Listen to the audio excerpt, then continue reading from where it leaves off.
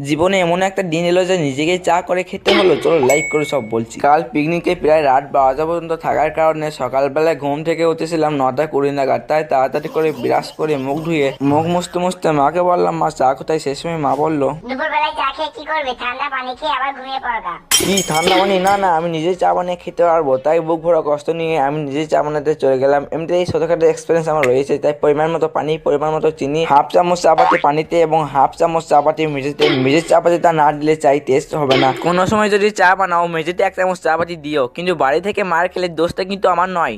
চা হয়ে যাওয়ার পরে দলিওয়ালা স্টাইলে চাতে ঢেলে দিলাম। এমনি দলিকে চা বানানো আমি শিখেছিলাম। ঘুরে গিয়ে অনেক খোঁজাখুঁজির পর ধপটা পেয়ে গেলাম। ধপটিকে একটু লেরোয়া বের করে চাই ডুবিয়ে ছাগলের মতো কর্ম করে চিবিয়ে খেয়ে চলে গেলাম রোদে। রোদ পড়তে ভাবছিলাম কেউ লাইকে করছে না, সাবস্ক্রাইব করছে না।